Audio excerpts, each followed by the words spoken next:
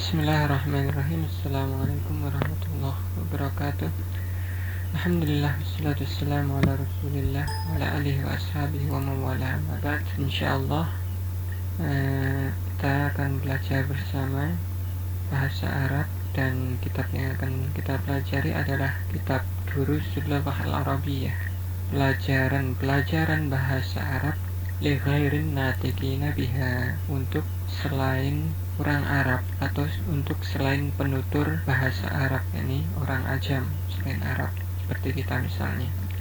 Kitab ini ditulis oleh Dr. V. Abdur Rahim. Kemudian yang kita akan jelaskan sambil mempraktekkan dari kitab ini dengan bantuan penjelasan atau kitab penjelasan dari Husain bin Ahmad Dillah Ali Al-Mudarris bi Ma'had Ta'limil Lughah Al-Arabiyyah, guru pengajar di lembaga pendidikan bahasa Arab Al-Jami'ah Al-Islamiyah di Universitas Islam, mungkin Universitas Islam Madinah.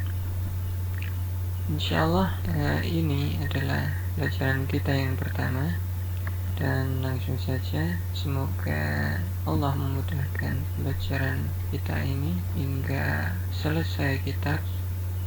Kemudian Allah memberkahi apa yang kita pelajari dan insyaallah apa yang akan kita ilmui. Allahumma amin. Langsung saja masuk ke pembelajaran yang pertama.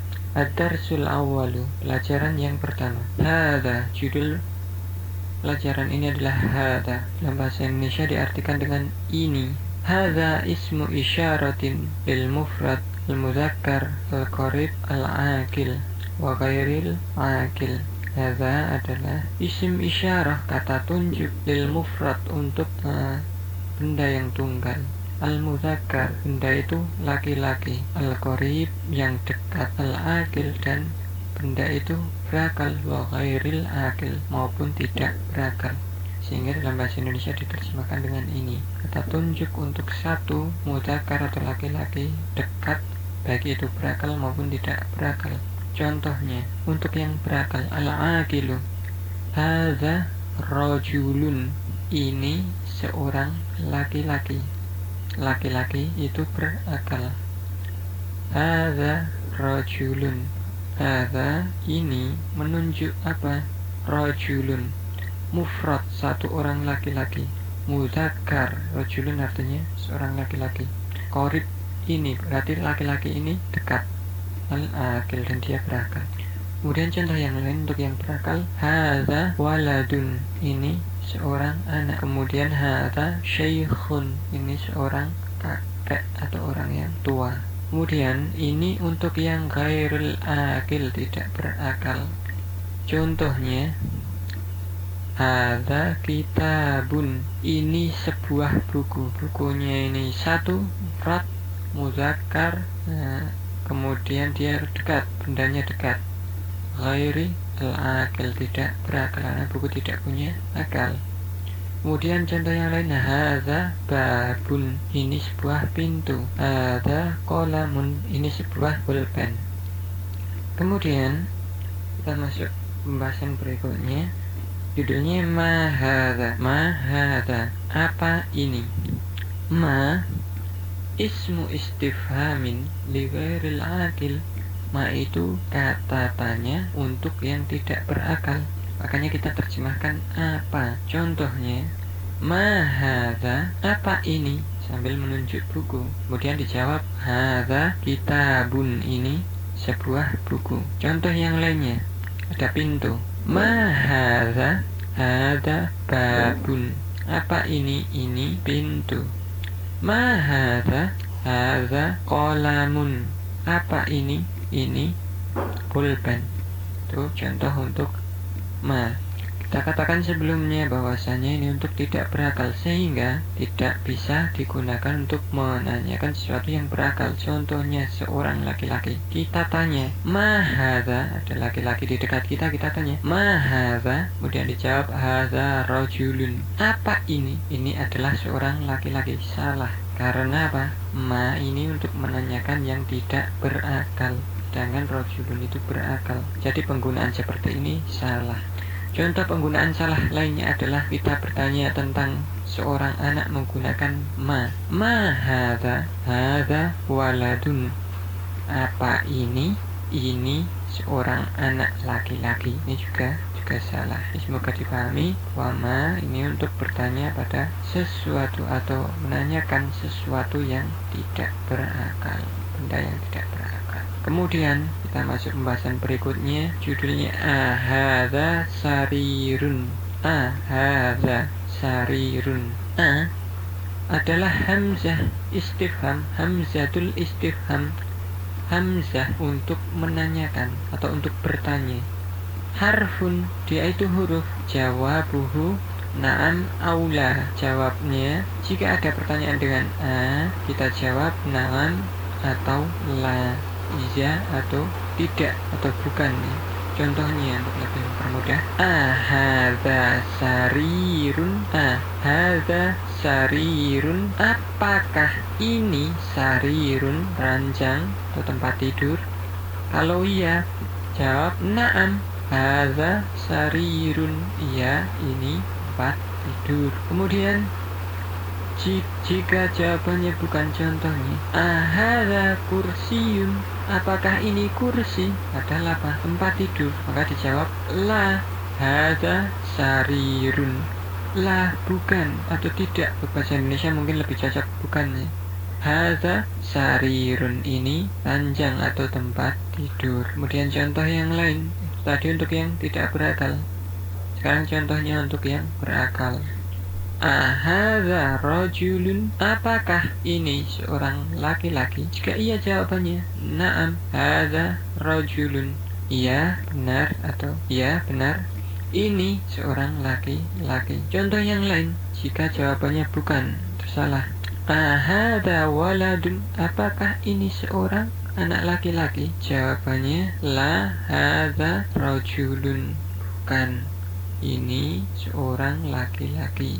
Jadi bukan sekedar atau bukan seorang anak kecil, tapi sudah dewasa, laki-laki. Semoga dipahami. Kemudian berikutnya ada man hadza, itu artinya siapa ini. Man itu ismu istifhamin lil akil, kata tanya untuk yang berakal. Contohnya, atau mungkin ini lebih kebalikan dari ma tadi. Ma itu artinya apa? Untuk yang tidak berakal. Kalau man ini siapa? Jadi untuk yang berakal.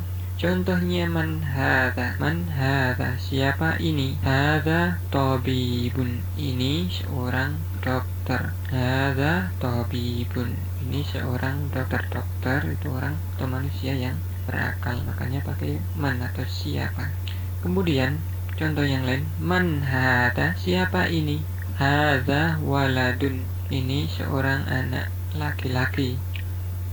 Man hadza, siapa ini? Hadza talibun. Ini seorang mahasiswa. Nah, ini contoh penggunaan man yang benar. Nah, terjemahan Indonesia yang paling tepat itu siapa. Sehingga salah jika digunakan man ini untuk benda sesuatu yang tidak berakal. Contohnya, man hadza, hadza kitabun. Kalau kita terjemahkan, siapa ini? Ini sebuah buku. Salah, karena ini tidak berakal. Contoh salah penggunaan yang lainnya, man hadza, siapa ini? Hadza qalamun. Ini sebuah pulpen. Ini juga salah. Jadi man itu digunakan untuk orang atau sesuatu yang berakal atau lebih contoh di sini profesi, karena profesi itu yang menjalankan juga manusia yang berakal. Kemudian untuk tambahan berkaitan dengan a atau hamzah istifham, hamzah untuk bertanya tadi, ada contoh yang lainnya. Nah, dia bisa digunakan untuk yang berakal dan juga tidak berakal. Contohnya ahadza tabibun. Apakah ini seorang dokter? Jika ya, jawabnya na'am hadza tabibun. Iya, ini seorang dokter. Kemudian contoh yang lain, ahadza talibun. Apakah ini seorang mahasiswa? Lakukan jawabannya la hadza tabibun. Bukan. Iya atau ini maksudnya. Bukan, ini dokter. Bukan, ini seorang dokter. Ini diantara bentuk metode untuk menjawab pertanyaan dengan a. Apakah ya atau tidak, naam atau la. Ini untuk yang berakal. Contoh yang lain untuk yang tidak berakal, di sini ada binatang. Binatang meskipun dia hidup, akan tapi dia dikategorikan tidak berakal. Jadi dia tidak berakal seperti manusia. Hada kalbun, apakah ini seekor anjing? Ya, na'am, hada kalbun, ya ini seekor anjing. Kemudian contoh yang jawabannya la, tidak atau bukan. Hada kitun, apakah ini seekor kucing? La, bukan. Hada kalbun, ini seekor anjing. Adunu naktafi bihada, saya pikir kita cukupkan sampai di sini untuk penjelasan bab yang pertama dari kitab Durusul Lughah Al-Arabiyyah Ghairun Natiqina Biha.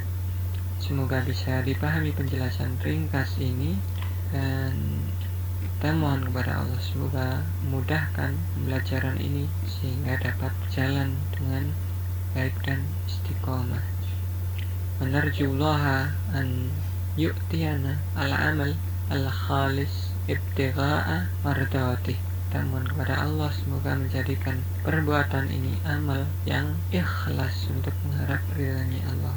Amin. Kita cukupkan, insyaallah akan bertemu di pembahasan berikutnya. Alhamdulillah. Assalamualaikum warahmatullahi wabarakatuh.